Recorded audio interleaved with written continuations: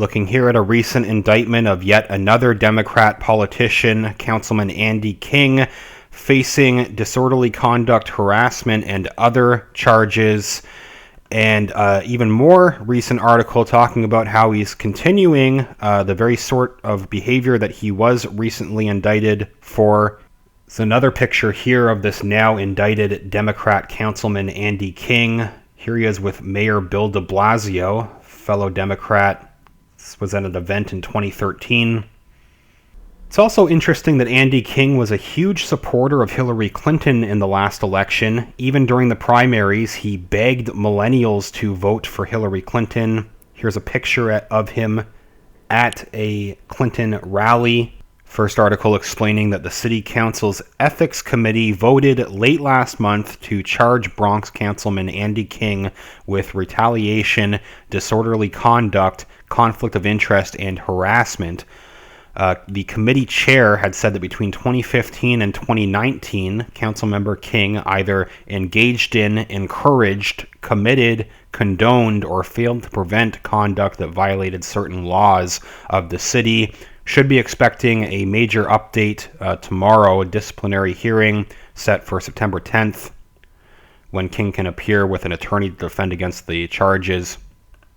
So in this new indictment, King has been charged with harassment. He'd previously had to take a training course over a previous incident. He's also accused of allowing his wife, who is a labor union executive vice president, to harass one of his staffers and of misusing city resources on numerous occasions.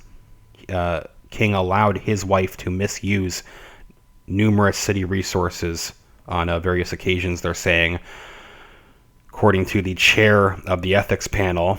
And yet another accusation as well. They say King allegedly let an aide with supervisory responsibilities repeatedly threaten a subordinate with violence at both office and at work functions, and even commit an act of violence against the underling.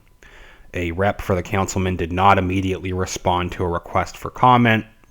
So that's the first article, and there's an even more recent update, September 5th, just the last few days. We'll have to see what happens tomorrow at this disciplinary hearing, but they're already saying that the councilman is not stopping this type of behavior even after this indictment's come out. Also in this article, both of them from the New York Post, but they're saying that the next hearing is slated for September 13th. So there should be a big update on the 10th or the 13th, one of those dates. They're talking here about what Andy King is still up to, though. Councilman Andy King continues to retaliate against his staff and violate ethics rules following his indictment, even after the indictment by City Council's Ethics Committee. Officials alleging, quote here says, "It has come to our attention that City Council member King has engaged in additional retaliatory behavior against staff members and additional conflict of interest violations." So we should have more info from this next hearing either on Tuesday or Friday. With a 2/3 vote against King, they're saying that the council would have the power to yank King's committee assignments, impose a fine, or even expel the bow tie wearing lawmaker. So that's a possible next step here. Few more interesting details from this last article. They're pointing out how this is the second time since being elected in 2012 that the Bronx Democrat is the subject of an internal probe. Again, laying out the charges. They also add that the council is additionally reviewing complaints that King's wife has been conducting council business in his office, which would be a violation of the city's nepotism rules. Sources confirming that King's wife, Neva Shillingford King, is routinely included on emails from the office. A source who often works with King's staff said that King's wife, is so involved with day-to-day operations that they assumed it had already been cleared by the ethics board. Quote goes on to say that the allegations against Councilmember King include engaging in harassment, permitting an associated person, spouse, to perform council business, creating a work environment where his spouse was permitted to engage in harassment of a council employee. They also again reference the training course that he had previously been forced to take after being accused of harassment that cost city taxpayers $3,500 already for this training that this Bronx Democrat, Councilman King, had already went through before this indictment. Closing off, they say that the chair of Council's Standards and Ethics Committee has said that King is refusing to sit down with the committee to be interviewed about the most recent allegations and is refusing to cooperate with the investigation. City Council Speaker Corey Johnson issued a statement saying, quote, "These are serious and disturbing allegations. I have faith that the Standard Ethics Chair will investigate the allegations fairly and efficiently." So they're still trying to reach the councilman's office for comment, and he's not talking to the media. He's also really refusing to speak to the committee as well. We'll have to see how this goes forward. The council now saying that they will formally move forward with an internal review of the allegations. A special counsel will conduct an investigation, submit the findings, and make a recommendation on charges to the committee. And so the Ethics Committee has added these new allegations to the 4-count ethics indictment. It's just been made in these last few weeks. These newest allegations from the past few days added on top of the existing indictment that King already faces. It's also interesting where all of this is taking place. At the beginning of this video, we saw the picture of Andy King with New York Mayor Bill de Blasio, who is facing a ton of criticism himself, along with his wife, who people have described as the co-mayor. They outlined these nepotism charges against Andy King, and I'm sure it reminds some people of what is happening with de Blasio. Between New York Mayor Bill de Blasio and his wife, they have wasted over $1.8 billion of taxpayer money. It's been estimated.